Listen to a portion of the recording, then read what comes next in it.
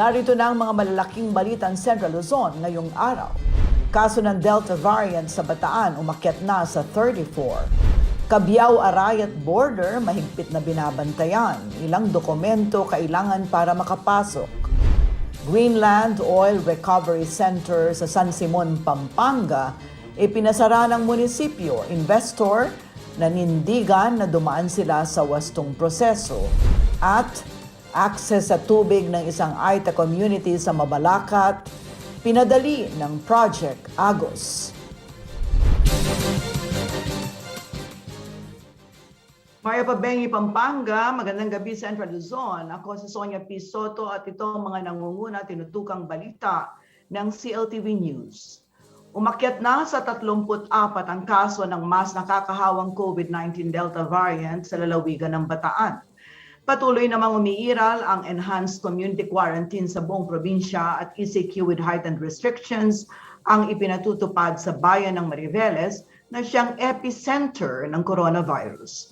Pero 4 na araw matapos i-anunsyo ang pinaka-striktong quarantine protocol sa Mariveles, hindi pa rin nagsisimula ang pamamahagi ng ayuda para sa mga residenteng apektado ng lockdown. Upang bigyan tayo ng mas detalyadong plano hinggil sa approved 36 million pesos ECQ ayuda budget ng Mariveles, makakasama natin live si Sangguniang Bayan spokesperson, Councilor Tito Katipon.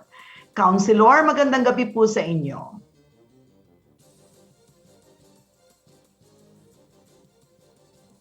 Councilor, magandang gabi po.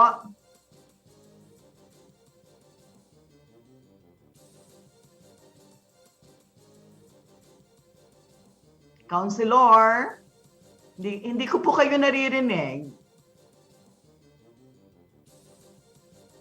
Ito po, magandang gabi po sa ating lahat, sa mga nanonood at mga tagapagod po ng CLTV Services.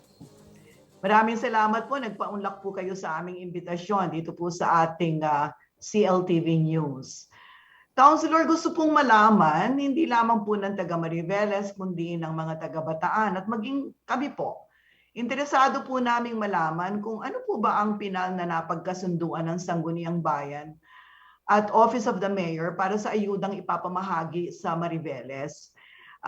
Noon pong isang linggo, nakausap ko po, nakapanayam si Mayor Joe Castañeda at nabanggit po niya na ang Sangguniang Bayan ay tumututol dun sa grocery packs. At ang inyo pong inaprubahan ay 500 pesos kada pamilya. Ano po ba ang naging sitwasyon ngayon? Maraming salamat po. Sa paglilinaw po ng lahat, ay una po, ang request po, tama po yung request ng ating mayor, isang 500 worth of grocery packs and 5 kilos of rice. Po. Sa deliberasyon po ng buong Sangguniang Bayan, ay napagkasunduan po na sa halip po na groceries ay gawing cash po na 500 and 5 kilos of rice din po. Dahil po sa mga kadahilanan po. Una po kasi sa experience po namin kasi last year, nung unang salvo ng COVID po natin sa Pilipinas, sa Bataan po, particularly sa bayan po ng Mariveles, nag-propose po kami, ang buong Sangguniang Bayan, ng groceries at kalahating kaban ng bigas para ho magkakaroon ng lockdown ay hindi na po kagad makalabas ang ating mga kababayan. Pagkakataon pong yun ay tinutulan po ng ating punong bayan yan at inuna po niya na magbigay ng 1,500 each family, in particular po doon sa mga lalo na hindi nakatanggap po ng SAP. Na siya naman po namin pinagbigyan din. Pinagbigyan po namin yung 1,500 na hingil niya at hiniling din po namin na maituloy yung groceries at kalahating kabang bigas. Sad to say po ay marami po na ayuda na spoil yan po, mga napulok. Gaya po ng tinapay, itlog, yung salted eggs. At maging mga bigas po ay marami po ang nabulok po ng nakaraang taon. Kaya naging bad experience po sa part po namin yan. At nakita po naman namin ang pagpupursige po ng ating provincial government na tayo po ay mabigyan ng ayuda ng bigas at ng mga groceries din. At yung amin naman pong thinking dito, meron pong iba pang pangangailangan ng ating mga kababayan, hindi lamang po pagkain. kagaya po ng mga batang may mga anak na maliit, nangangailangan ng gatas, nangangailangan ng diaper, medisina, at yung mga iba pang ginagamit ng mga pagdating po sa pagkain, may kailangan din po pagkagasusan. So nag-arrive po kami. Anyway, mayroon pong bibigay ang ating governor. Tapatan naman po natin iba pang kakailanganin ng ating mga kabayan na paggastos. Yan po yung mga naging pagkakaisang pagkasundan po ng pusang bayan. Okay. Councilor, malinaw po sa akin yung inyong mga paliwanag. In fact, napanood ko po yung inyong statement, ano? At narinig ko po yung panig din ni Mayor Joe Castañeda. Gusto ko lang pong malaman sa inyo kung ano po yung inyong tugon dun sa kanyang sinasabi na kung magbibigay daw po ng 500 pesos, yun pong ECQ with heightened restrictions ay maapektuhan sapagkat ang mga tao daw po ay magdadagsaan sa palengke. Ano po masasabi niyo po dito? Yung nga po ang isa sa mga nakakalungkot po na bilang pag-amin po ba yan na hindi ho kaya kontrolin ng ating mga otoridad dito sa bayan ng Mariveles ang pagpapatupad po ng ECQ with heightened restrictions. Ang sinasabi po kasi namin dito, kahit po bigyan natin ng pera ho sila o kahit na ano pang ayuda, ang mga kababayan po natin ay may mga schedule po ng paglabas. At bawat bahay po ay may mga quarantine pass na pwede po silang lumabas. No? At hindi po sila pwede magsabay-sabay na lumabas, mamimili ho sa family ng bayan, dahil ho may kanya-kanyang schedule po ang bawat barangay. Kaya hindi ho mangyayari na magsasabay-sabay ang lahat ng tao pag ito ng pera na ipapagbigay ayuda kung magbibigay ito at magsasabay-sabay sila lumabas. Eh, pagka ganun ang nangyari, parang wala nang kumukontrol sa atin dito sa bayan ng Mariveles. Kaya nga may mga authorities tayo, may mga nakalatag na protocols po na dapat sundin. Sundin po sana yun. Yun lamang po naman ang aming pananaw po dyan. Kaya hindi mo pwede sabihin na magsasabay-sabay kung lalabas po sila. Okay. Councilor, yun po bang mga tindahan, butika at iba pa kung saan pwedeng bumili, yung pong mga kababayan po ninyo, ay nakakonsentra lang po ba sa kabayanan ng Mariveles? Wala po bang mga tindahan, butika at iba pang pwedeng pagbilhan kung saan nila gagamitin yung 500 pesos sa mga bara-barangay po ng Mariveles? Sa totoo po ay lahat po ng mga establishmentong may kinalaman po sa pagkain, sa gamot, ay nakabukas naman po yan.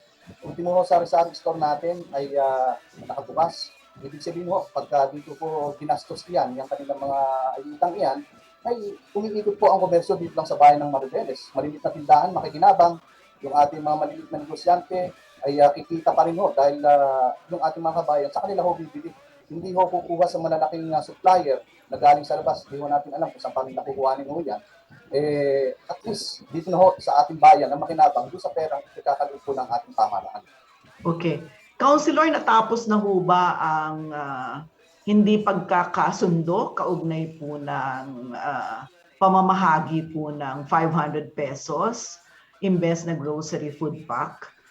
Tapos na po ba ito at kailan po nakatakdang gumulong yung ayuda distribution, Councilor? Actually po sa part po ng Sangguniang Bayan, tapos na po dapat yan. Dahil po kami ay naipasa na po namin yung mga pinire-align na 36 million. Ano po, pagdating ko lamang po yung 10 million sa construction po ng boardwalk. At dapat naka-intended po yun, nire-align namin. At another 12 million po para po sa construction po ng evacuation center. And another 10 million po magagaling po sa MDRIMO natin dito at saka another 4 million coming from MSWD. Sa amin pong resolution ng mga pinasa realignment at supplemental annual investment program, ay tapos na po yun, naipasa na po namin 2 special session po last week.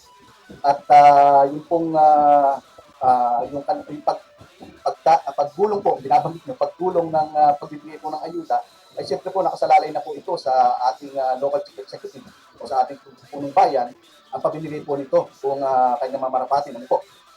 At yung pong isang resolution po namin, tatlong resolution po yung pinasa namin, yung una nga po yung sa realignment, yung susunod ay supplemental AIP, At yung pangatlo po, yung amin pong recommendation and suggestion for consideration po na ating punong bayan na sa halip na gawing grocery pack yung 500, i-convert into cash po yan.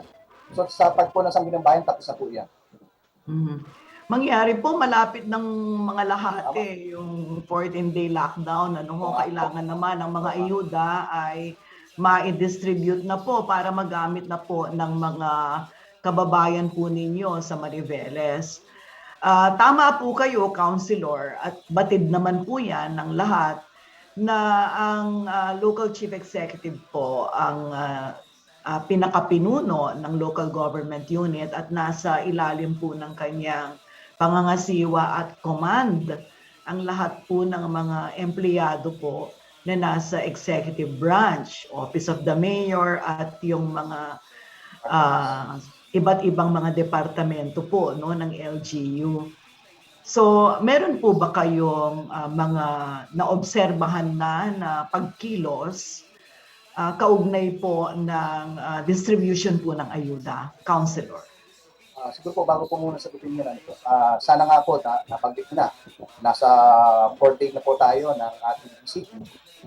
Kung 500 sana ay naibigay na sa ating mga kababayan kahit pa paano, may maiibsan po yung kanilang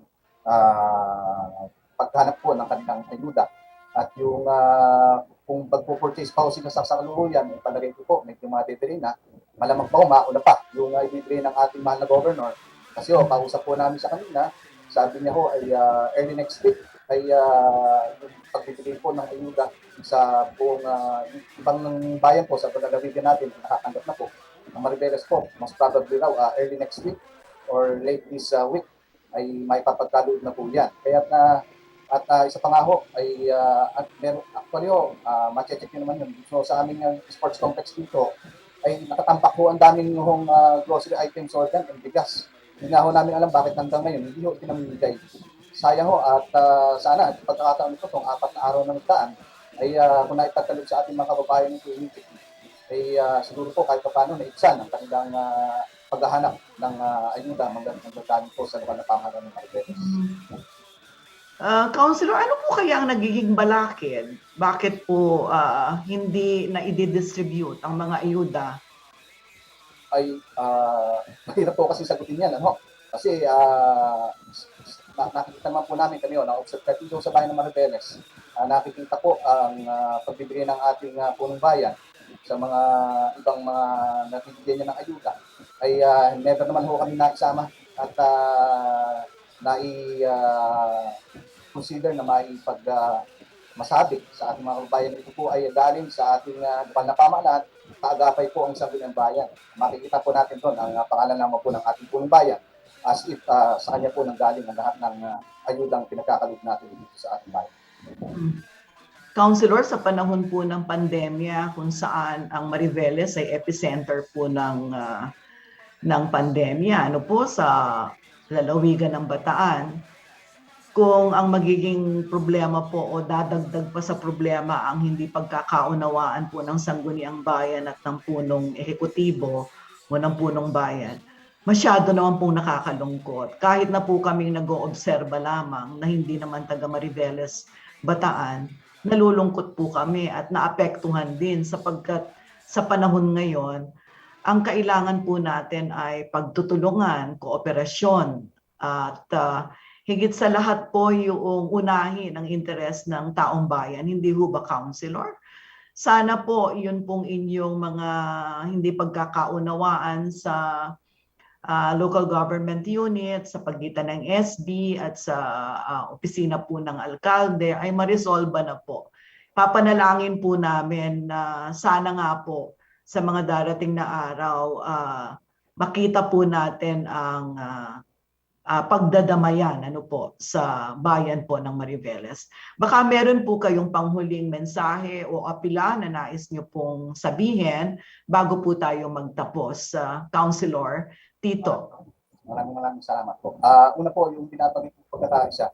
Kami po sa Sangguniang Bayan ay willing po, simulat muna ng pag-upo namin kahit magkaiba ho kami ng partido, pinipilit po namin mag-reach out, makipagkaisa para po sa kagandahan po ng mga programa ipagkakaloob natin sa ating mga kababayan. Nakita nyo nga po, lahat ng hilingin po sa atin ng mayor, pag alam po namin na ito ay para sa ating mga mamamayan, kakanta kami ng special session para ipasa po yan.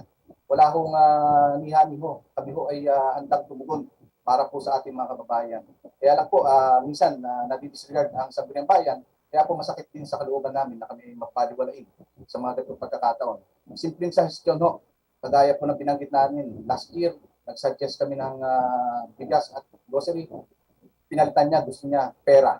Ngayon, nag-suggest kami na ito po ay gawin namang pera, itong napakalit na halaga na 500. Ang gusto naman niya ay grocery. Ay dapat po nagbibigayan. Kung gusto natin ng pagkakaisa, ay dapat po nakikinig din sa aming mga Sangguniang Bayan dahil pare-parehas po kami dito bayan, pare-parehas po kami halal ng aming mga mamamayan dito. Kaya sana po ay pinapakinggan din po kami, hindi lamang po yung kanilang mga nakapaligid po sa kanya na minsan ay naging sanhi pa ng hindi pagkakaunawaan. Pero kung kami ho ang tatanungin niyo, willing ho kami makapagkaisa para po masosolbahan natin ito. At makikita niyo ho, hindi kami pupunta sa social media hanggat maaari. Dahil kung ano man ang naging problema rito, sinasarili po namin yan. Kaya lang po masyado na kami nasasaktan sa dami ng batikos na inaabot namin. Kaya panawagan ko na lang po sa huli ay nagpapasalamat po tayo unang-una sa ating mga kasama sa Sangguniang Bayan, pangunguna po ng ating Vice Mayor Lito Rubia, at siyempre po sa ating mahal na Governor, Congressman Joet, Governor Abet. Kasi po, alam niyo po dito sa bayan ng Mariveles, magkakaroon na po kami ng vaccination center po dito, vaccination site, na nagsimula po sa iisa. Ngayon po, magiging 6 na po yan. Kanina binuksan po yung sa alas-asin ng vaccination site sa pakipagtulungan po ng mga stakeholders dito sa bayan ng Mariveles, ng GN Power, ng Paseco Bataan Joint Venture, at ang mga ang APAP na itatayo na po. Pati po sa Barangay Alyon sa Biyernes, bubuksan na rin po yung another vaccination site po natin dyan. Kaya mas magiging maaga po. At apilan na lang po sa ating mga kababayan na kung mayroon ho tayong pagkakataon na tayo mabakunahan, please grab the opportunity para ho tayo ay maproteksyonan. At hinihiling po namin ang pakikisa po sa pamunuan ng bayan ng Mariveles na tayo po ay magkaisa rito. Yung pinapatupad po ng mga minimum safety and health protocols. Sundin po natin yan. Yan po ang makakatulong sa atin para tayo malayo sa sakit na ito. Maraming salamat po sa inyo, Councilor Tito. Mag-iingat po kayo. Salamat. Thank you po. Bahagyang nagkakaroon ng pila ng mga sasakyan sa border ng Cabiao, Nueva Ecija at Arayat, Pampanga. Hinahanapan kasi ng kaukulang dokumento ang mga biyaherong papasok ng Nueva Ecija bilang proteksyon na rin ng lalawigan sa posibleng pagpasok ng COVID-19 Delta variant. Ang sitwasyon sa Cabiao-Arayat border at ang mga dokumentong dapat dalhin para makapasok, ibabalita sa atin ni Rainiel Pawin.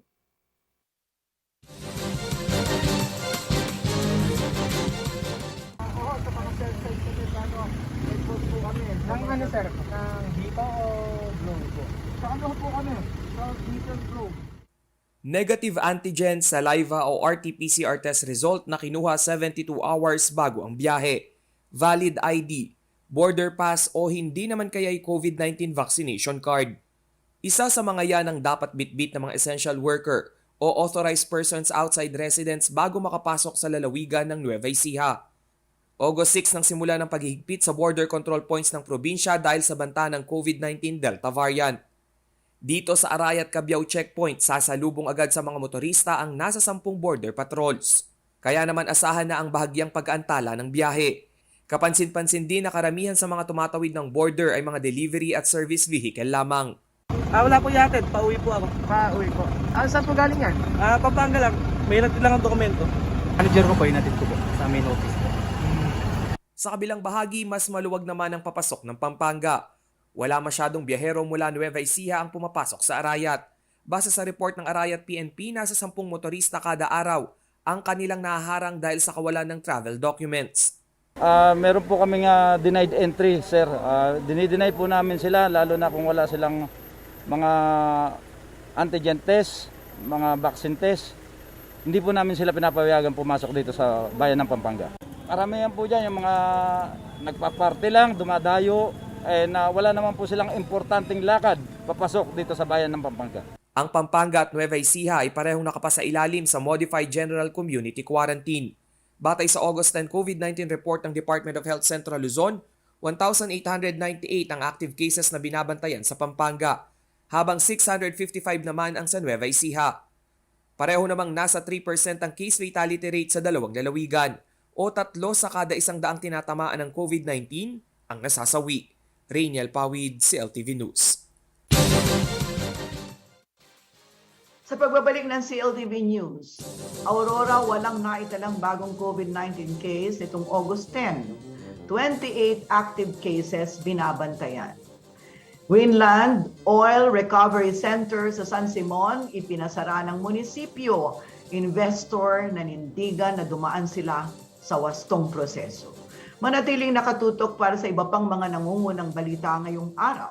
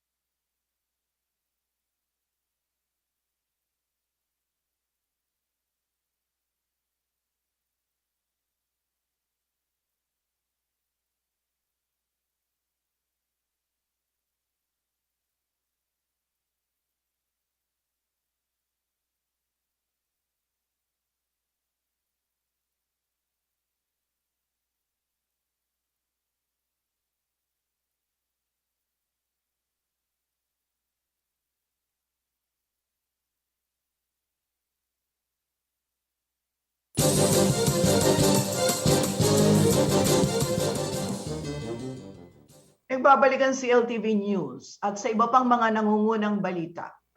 Matapos ang mahigit isang buwan, nito lamang August 10, walang naitalang bagong kaso ng COVID-19 sa Aurora. Patuloy rin ang pagbaba ng active COVID cases sa lalawigan. Subalit ayon sa Provincial IATF, walang dapat ikakampante ang mga residente at turista. Kaya naman maigting pa rin ang istriktong pagpapatupad ng health at safety protocols. Bantay sarado rin ang mga border checkpoint upang malimitahan sa essential travelers ang pagpasok sa buong lalawigan upang mabantayan ang transmission ng Delta variant. Ang sitwasyon sa Aurora Province, alamin natin sa report ni Rainiel Pawit.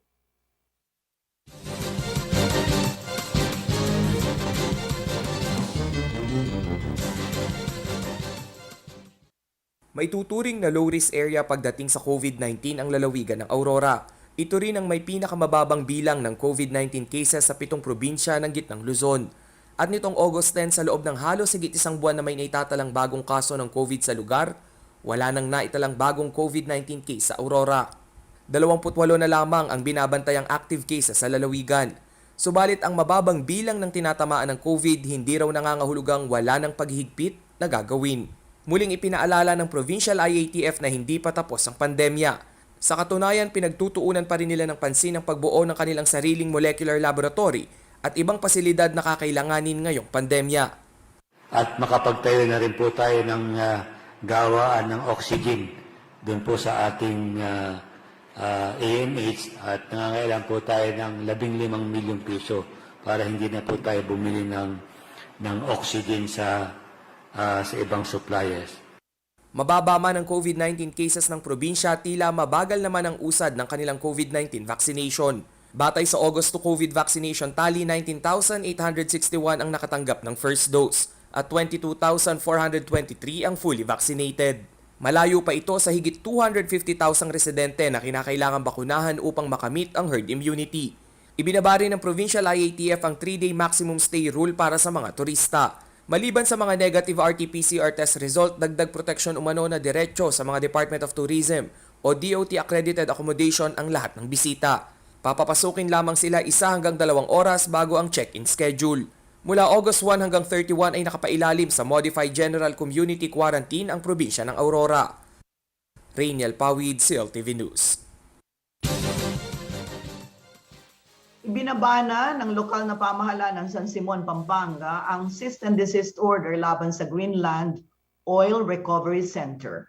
Ang inireklamong pyrolysis plant dahil umano sa lokasyon nito na nakatayo sa gitna ng bukirin.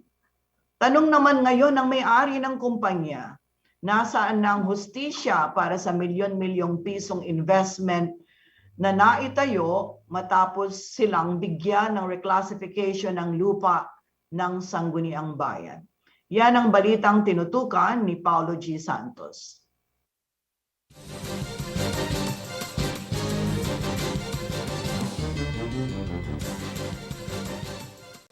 Ipinasara na ni San Simon, Pampanga Acting Mayor Leonora Wong ang pyrolysis plant ng kumpanyang Greenland Oil Recovery Center sa Barangay San Miguel nitong August 5, 2021. Ito'y matapos ang joint conference meeting noong July 14 ng Pampanga Provincial Government and Natural Resources o PENRO at ng San Simon LGU kung saan tinalakay kung papaano nabigyan ng reclassification ng lupa ang naturang kumpanya para maitayo ang factory sa gitna umano ng bukirin. But we have to post a lot of tarpaulin, it's closed. So the public will know it's closed. Ngayon, it's up to the barangay captain there to monitor the activities. Kasi we did our part, but we cannot padlock it yesterday kasi atin tao kilob. How could you padlock no atin tao kilob na? Batay sa nakasaad na cease and desist order, nakitaan di umano ng paglabag sa environmental laws ang Greenland Oil Recovery Center. Resulta ng investigasyon ay ang pagpuna na wala itong pollution control officer. Tanging warehouse permit lamang umano ang nakuha nito sa barangay. Ang proseso ng reclassification ng lupa ay hindi rin umano dumaan sa sangguniang panlalawigan ng Pampanga. At kahit na walang maitim na usok sa emisyon ng makina, nalabag din umano ng kumpanya ang inaming pagsusunog ng damo at kahoy sa lugar. At bukod pa dito, ipinaliwanag ni Wong na ang utos ay galing rin sa provincial government ng Pampanga na isara ito kahit na may nakuhang reclassification ordinance sa sangguniang bayan ng San Simon. At sa usapin ng due process, bago pa maibaba ang desisyon ay nagkaroon naman ng consultation pati na sa may-ari. Actually, when you say due process, it's very clear, ne? Kahit ang business permit ay issue, if you violate anything, it's the discretion of the LGU to revoke your permit. Actually, if you look at it, the order came from Kimbabo, from the provincial level, asking us to investigate and close it. Sinagot din ni Acting Mayor Wong ang katuwiran ni Suspended Mayor Abunjo J.P. Punsalan na superseded ng naipasang ordinansa na nagreclassify sa agricultural land sa industrial land ng nasabing lupa ng planta. Ngunit hindi umano ito dumaan sa tamang proseso na dapat ay may permiso at naaayon sa Comprehensive Land Use Plan na aprobado hindi lamang ng pamahalang bayan ng San Simon kundi pati na ng Sangguniang Panlalawigan ng Pampanga. Yes, the ordinance may supersede another ordinance. But did you follow the procedure? Number one, you have to get a zoning clearance from the zoning officer that this land is non-conforming. And if the zoning officer says it's non-conforming, that's the time you apply for reclassification because it's non-conforming kay CLUP. Ang Comprehensive Land Use Plan ng San Simon ay dumaan sa serye ng konsultasyon at iyon ay nabalangkas hindi lamang umano sa SB Council kundi pati na ng Provincial Government ng Pampanga. Kaya ang hakbang daw ng konseho na ma-reclassify ang lupa ng nasabing industriya sa San Miguel ay tila hindi pinag-isipan. Sangguniang Bayan approve it. As usual, Mandigaral, pangaras ka rin, balik. It took us 2 years. Kasi nga, you have the HLURB, you have the Sangguniang Panlalawigan. Ngayon hindi man na-prove ni Panlalawigan Samantala, giit naman ni Emilio Jun Mangaron, may-ari ng Greenland Oil Recovery Center, sa mismong technical hearing kung saan nagkabistuhan sa proseso ng land conversion sa Sangguniang Bayan, may pag-amin umano ang lokal na pamahalaan na sila ang nagkamali sa paghain ng ordinansang ire-reclassify ang lupa. Kaya ang tanong niya, ang pagkakamali ba ng lokal na pamahalaan? Ang investor ba daw dapat ang magdusa? Unang-una dyan, yung reclassification. Sinasabi nila sila ang may problema doon. Kaya ang sinasabi ko, kung ina-accept nila na sila ang may problema ron, tama bang kami ang magdurusa sa mali nila? Dehado rin umano ang kumpanya dahil tumupad naman sila sa abiso ng Department of Environment and Natural Resources na maitama ang kanilang proseso at muling makapag-secure ng Environment Compliance Certificate o ECC. Malaking lugi raw sa kanila ang pagpataw ng cease and desist order. That po, pinatawan nila kami ng penalty. So right away naman, syempre gusto naming mag-proceed sa aming business. Sinettle namin yung penalty. Considering din na yun din naman ang sabi ni Mayora, yung last words niya doon, hihintayin niya yung decision ng DENR. Paniwala ni Mangaron, ang investment nila ay hindi kumakatig sa sinumang politiko sa bayan. Kaya apelan niya sa lokal na pamahalaan ay huwag umano silang madamay sa pagkakamali ng iilan. Laking bahagi po nito ay niloan lang po namin sa bangko na kung halaga ang pag-uusapan, hindi na po ito bababa ng 100 million sa pananaw ng kahit na sino. Hindi biro yung halaga para ipapasara ito ng sa pananaw namin, walang katwiran. Tumugon na ang Greenland Oil Recovery Center sa tanong ng municipal government kung bakit hindi dapat ma-revoke ang business permit nito. Habang porsigido naman umano silang iakyat ang kaso sa Department of the Interior and Local Government dahil sa pananaw ng kumpanya, dumaan sila sa proseso ng pag-reclassify ng lupa. Paolo G. Santos, CLTV News. Sa pagbabalik ng CLTV News, ILO, paglaki ng bilang ng mga nasa informal sector, asahan na dahil sa retrenchment at flexible work arrangements.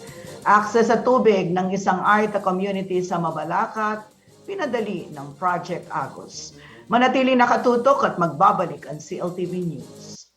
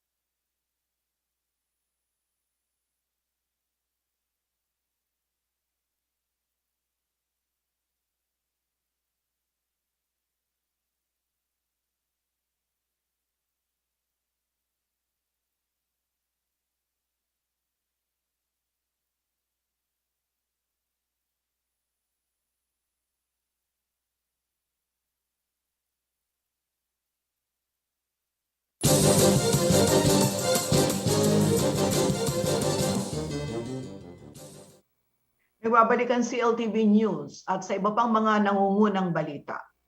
Asahan na raw ang pagdami ng mga manggagawang kabilang sa informal sector sa Pilipinas ayon sa International Labour Organization o ILO. Epekto raw kasi ito ng mga pagpapatupad ng flexible working arrangements at maging ng mga pagsasara ng iba't ibang kumpanya na nalugi dahil sa pandemya. Dito sa Central Luzon, higit 27,000 ang nawalan ng trabaho habang nasa 120,000 naman ang sumailalim sa flexible working arrangement. Dahilan para humanap ng ibang pagkakakitaan ng ating mga karehiyon. Si Paulo G. Santos ang may detalye ng balitang yan.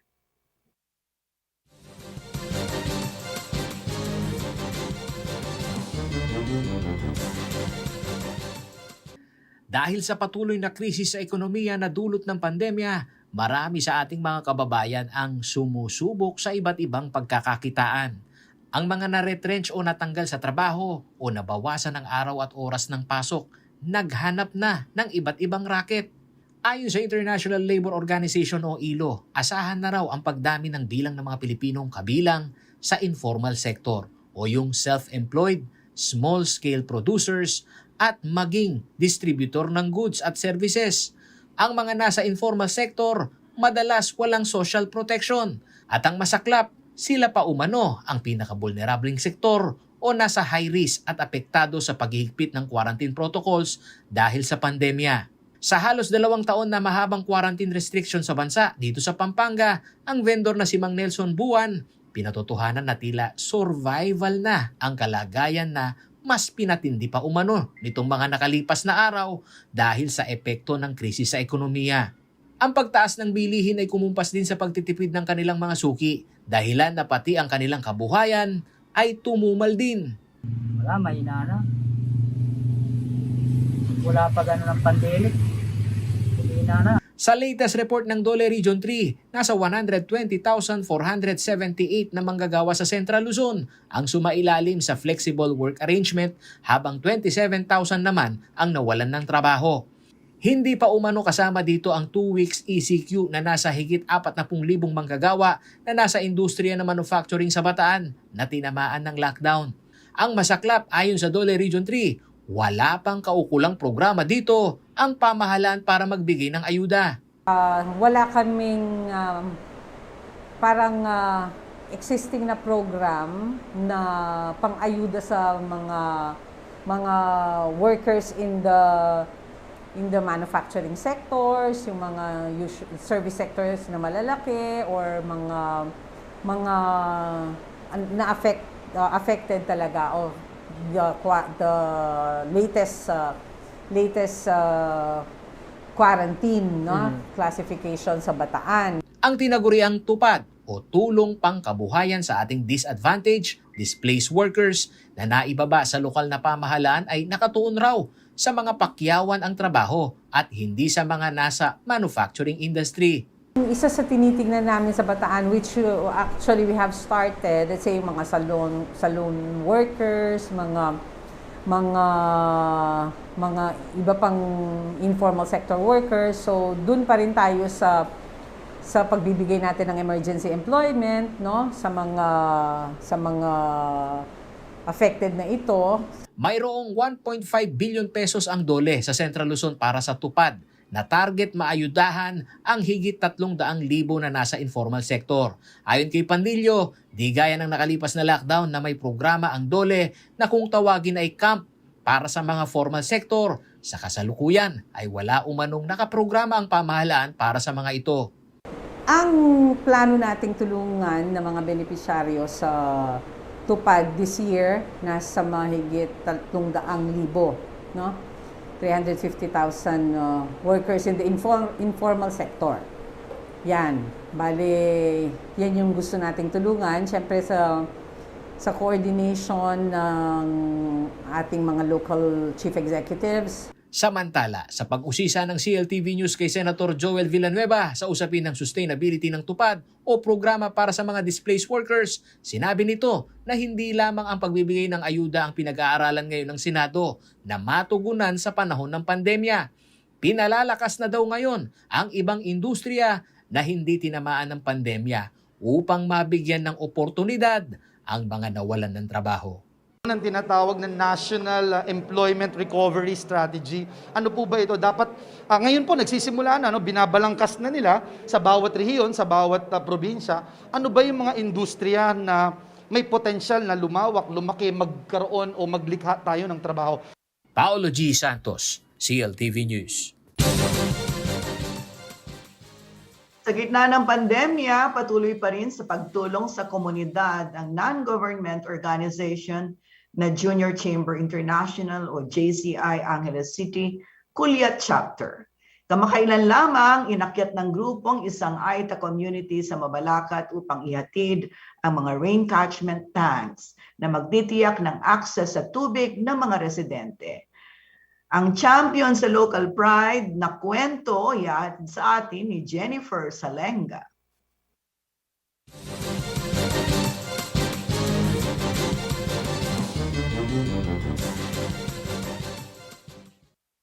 Isa ang tubig sa mga pangunahing pangangailangan nating mga tao. Sa mga kabundukan, sagana ang tubig. Gayunpaman, pahirapan pa rin sa mga naninirahang Aita sa Sitio Calapi sa Mabalacat City ang akses sa malinis na tubig na galing sa mga ilog. Dito sa Sitio Calapi, nasa 5 hanggang 10 kilometro ang kailangang lakarin ng mga katutubong Aita makakuha lang ng tubig para sa kanilang pang-araw-araw na pangangailangan. Sa gitna ng pandemya, tinungo ng mga miyembro ng Junior Chamber International o JCI Angeles City Culiat Chapter, isang non-government organization ang Sitio Calapi. Hindi biro ang daan patungo sa bundok, kinailangang dumaan sa ilog, malalalim na hukay at malambot na lupa. Nagtulong-tulong ang grupo para maitawid ang kanilang mga sasakyan, ngunit hindi na talaga kinaya. Sa kabila nito, hindi nagpapigil ang grupo, maihatid lamang ang kanilang pakay sa mga katutubong Aita sa lugar, ang Project Agos. By the word of Agos, nakita niyo naman po, Agos, tubig, di ba po? At ito po ay ihahatid naming tulong para madali lang din pong tandaan na Agos, di ba? Agos sa pagtulong, di ba po? Dala ng grupo ang 3 rainwater catchment tank na animoy bayanihan nilang binitbit pakyat ng bundok. Sa pamamagitan ng mga ito, hindi na kailangan pang bumaba sa mga ilog ng mga residente dahil mas madali na ang akses sa tubig.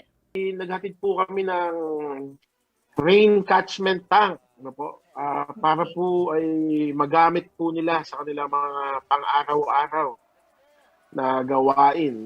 Kasi po, napaka-layo po ng source of water nila. Kung nasa bundok po sila, wala po silang access, ma'am. Kwento ni Russell Tan, presidente ng JCI Angeles City Culiat, sinubukan pa raw silang pigilan ng Aita leader sa lugar dahil delikado ang daan. Nakadagdag pa ang walang tigil na pag-ulan nitong mga nakalipas na araw. Sa kabila nito, nagpasalamat ang JCI na ligtas naman silang nakaakyat ng bundok at naisakatuparan ng kanilang pakay. Actually, ma'am, mahirap kasi yung ina-expect namin na daan walang daan. Gumawa po kami ng daan mapapunta sa kanila.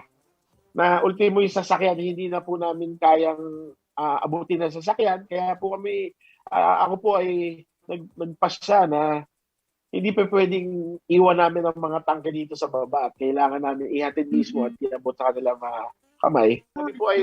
Kami po ay nagtulong-tulong ng aking mga members, lahat po ng aking kasama, ay naihatid po namin ng successful at matiwasay sa taas po. Sa pagpunta ng grupo, itinuro na rin nila kung paano ang gagawin upang magamit ng buong komunidad ang 3 water tank. Makikinabang din dito ang mga mag-aaral ng Calapi Negrito Elementary School.